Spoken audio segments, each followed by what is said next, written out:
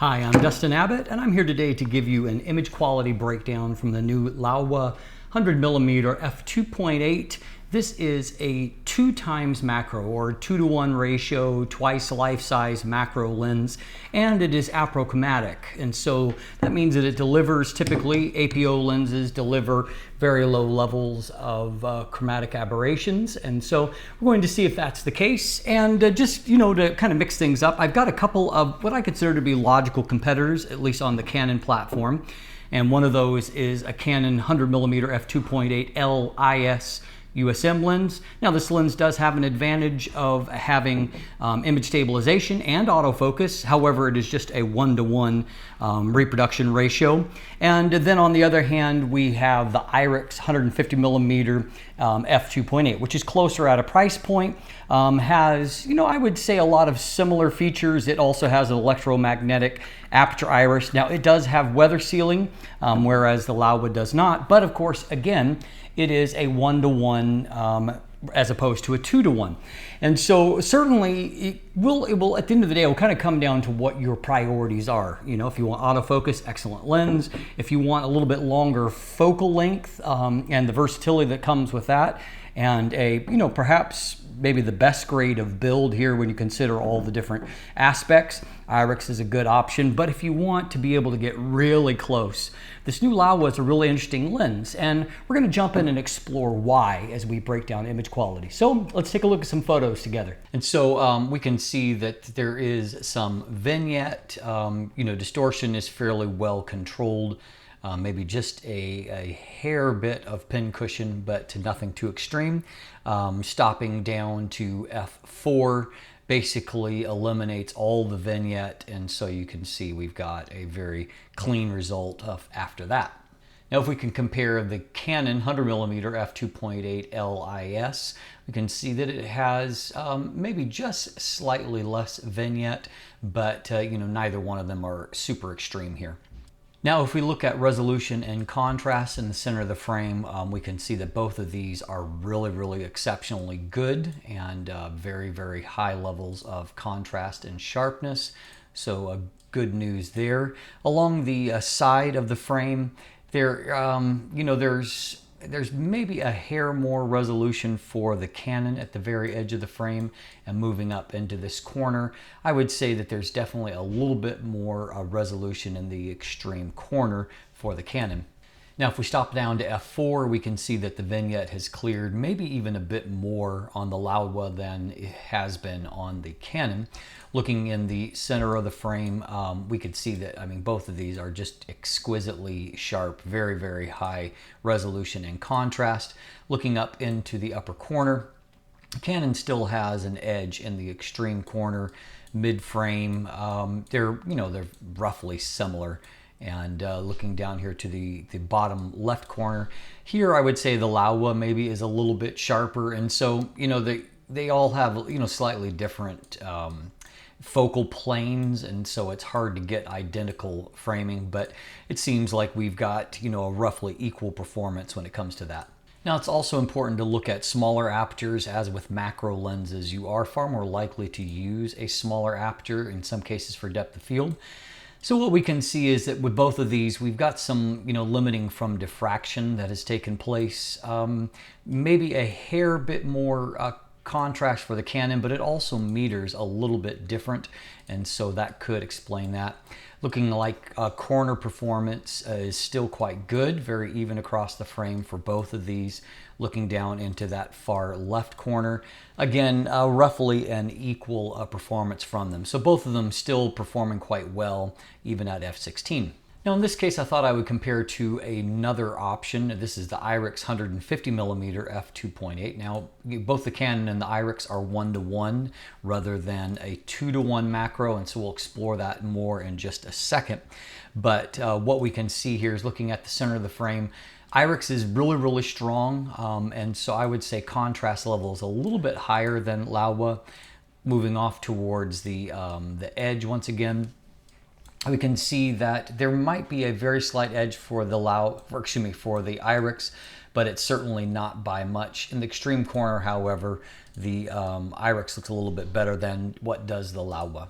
We'll look at f5.6, an aperture value we didn't look at before, and so what we can see here is that they both look really fantastic. Center of the frame, f5.6, and in the extreme corner, upper corner, the Laowa looks stronger at f5.6.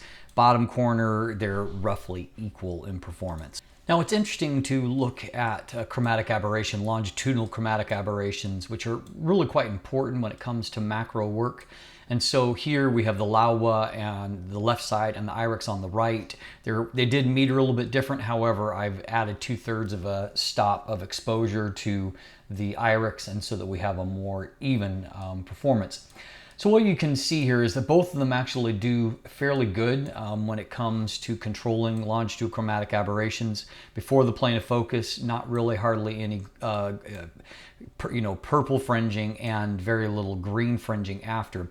If you look in the Irix, there is the slightest bit of green, and the apochromatic nature of the Laowa lens means that it basically has just no chromatic aberrations at all. And so what we see here is that the actual contrast is a little bit higher from the Laowa lens based on, for that reason. Now, if we compare to the Canon, what we find is that the Laowa is delivering a little bit brighter image here at this distance. We can also see that the Canon definitely has more chromatic aberrations. You can see some green fringing, a little bit of purple fringing as well, whereas we're much more neutral here, and obviously a little bit higher contrast based upon that as well. What's interesting is that, whether or not it's focus breathing or a little bit different in the focal length, the Laowa shows up a little bit shorter at the identical distance from the subject. And so, of course, it also has the ability to move in a lot closer, which we'll explore here.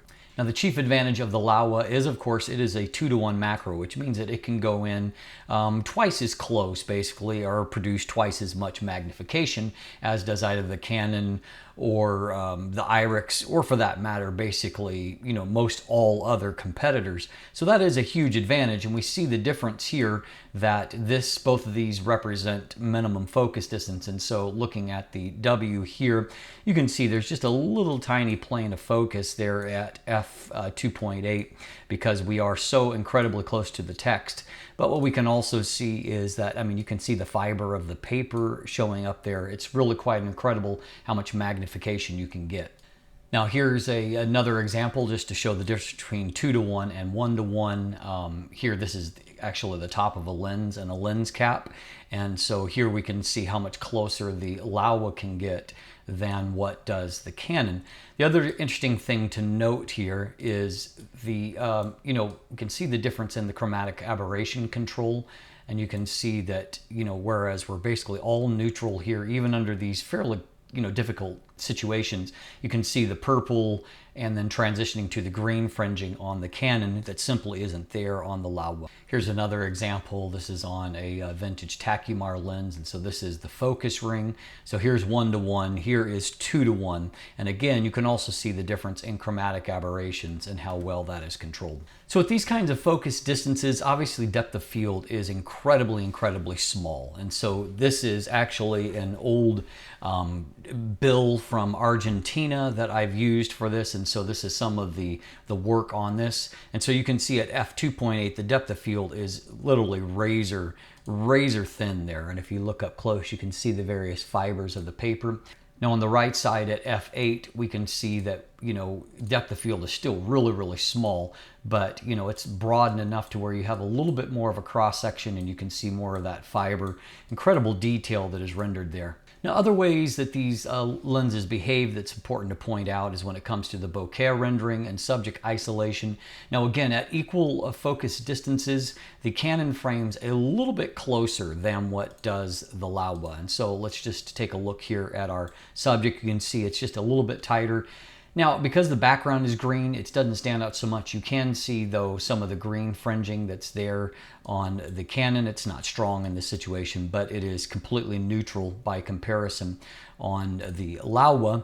You can also see that the background looks a little bit creamier due to maybe that compression difference. That's even more exaggerated if we swap out the Canon for the Irix, and of course the Irix is a much longer focal length, and so even if I tried to move back a little bit to you know, to get subject framing a little bit closer, more similar, you can see that even so the background is more creamy. That can be an advantage to the 150, well, it's definitely an advantage to the 150mm or longer focal lengths. What can be a disadvantage is that angle of view can also work negatively depending on your subject that you're working with. What we can see is that very low amount of chromatic aberration means that you get really great macro results with some of these highly reflective surfaces where that might be an issue under other circumstances.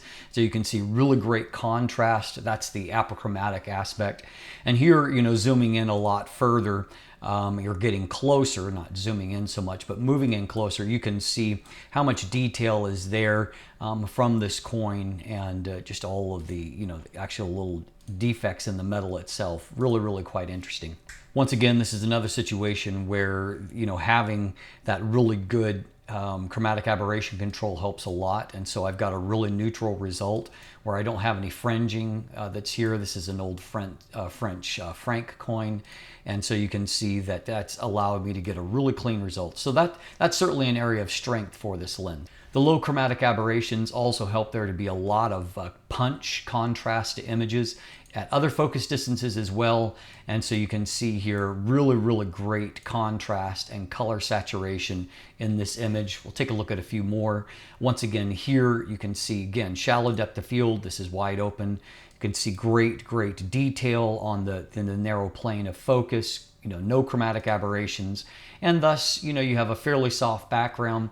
I will note, as is the case with a lot of apochromatic lenses, that, you know, the fact that they have such great contrast, sometimes a little bit of chromatic aberration helps to produce a smoother out of focus region. And I would say that if there's any kind of optical defect at, you know, at these kind of focus distances, that would be the only thing that I could point to. You can see again here that while, you know, our the low chromatic aberrations allow this to, you know, this is really challenging, you know, it's bright light on a white subject, and, you know, that's a hotbed for CA.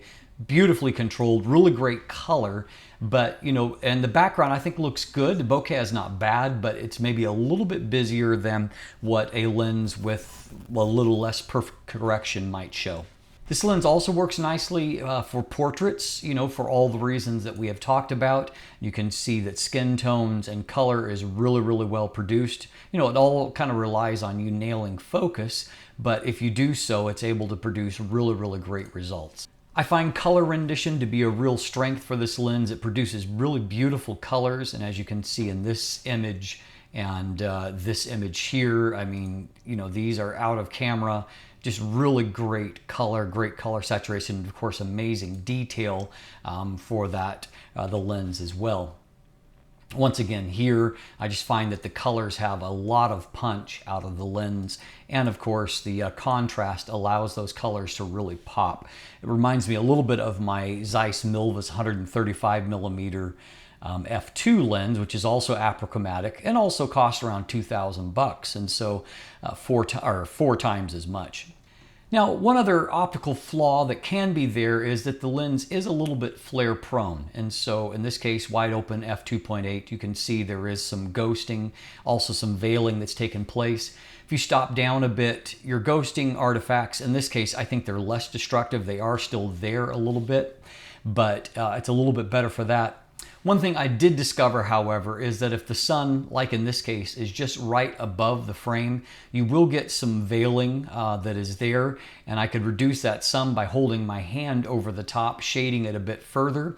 And so, you know, in some situations, the lens hood, although it's fairly deep, probably could have been even deeper to help to protect for this optical situation. And so as you can see, there's a lot of good going on here. Now, while at, you know, kind of my typical, let's say, portrait distance where I did the review or the brick wall test, in that test we found that The Laowa, while it was equally sharp in the center, at the extreme edges, it wasn't quite as sharp as either of these two competitors really, at least at f2.8. Stopped down a little bit, you know, they are all roughly equal. What we did find though is at macro distances, the lower levels of chromatic aberration give it better micro contrast, give it better kind of global general contrast. And then we also saw that at any focus distance, it gives a serious amount of kind of, again, micro contrast, three-dimensional pop that makes the images pretty Zeiss-like looking coming off of it. And then of course you have the ability to get, you know, twice as close or at least twice the level of magnification, which certainly has its own, you know, intrigue if you're looking for serious macro work. And so to wrap things up and give you a final verdict on the lens itself, I mean, obviously there's a lot going on in the image quality department.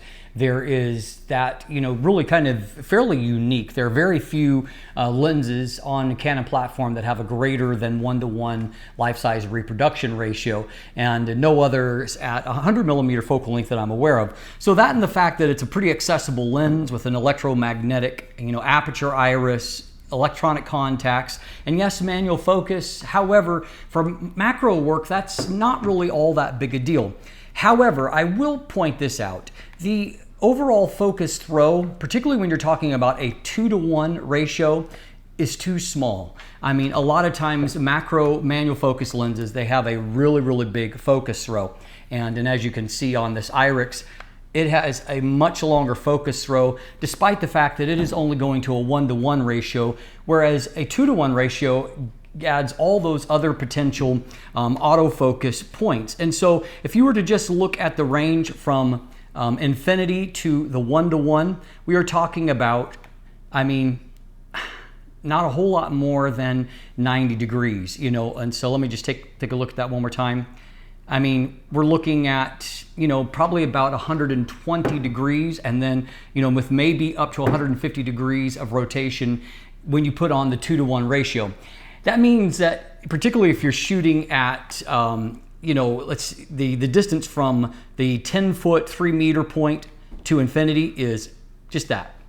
It's just a few degrees of rotation. So what I did find is that it can be a little bit hard to nail focus, even if I'm using it on my Sony A7R Mark III, whereas there, you know, I can obviously magnify the image in the viewfinder, I can visually confirm focus, and so it's not that I wasn't getting focus accurate, because I could. I just found it a little bit harder because of that smaller focus throw. And so while, I mean, it's nice to be able to make quick focus changes, at the same time, it is unnecessarily limiting, and even at macro distances, I found it could be a little bit hard sometimes to actually find that little tiny narrow window of focus.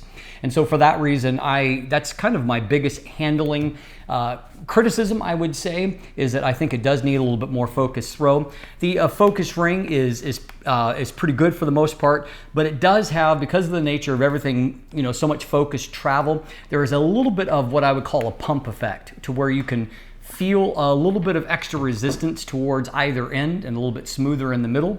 And so, you know, for example, the focus ring here on the Irix is just more even across the range. And of course, you know, we've got an autofocus lens, so it's not quite the same feel here, but that's probably my main area of criticism. We also saw that it is prone a little bit to flare in certain situations, so you are going to want to be careful about that.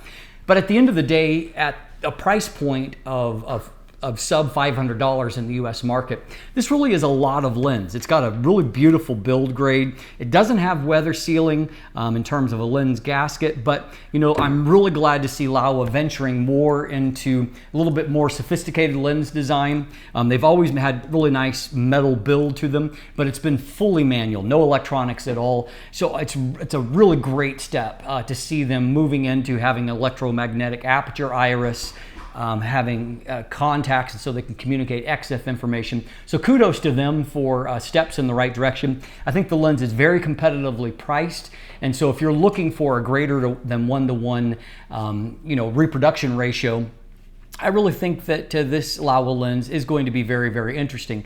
The fact that if you can nail focus, you also get an apochromatic medium telephoto lens at that price point is also very, very compelling. And for that reason, I found images to be really, really crisp, great micro contrast, great color saturation, and so a lot of good going on there. Another lens that this kind of reminds me of, images remind me of, is the Zeiss Laowa 85mm F2.4, and also it's kind of a similar punch to images. So all of these lenses I'm talking about are much more expensive than this, so you're getting a lot of image quality bang for your buck.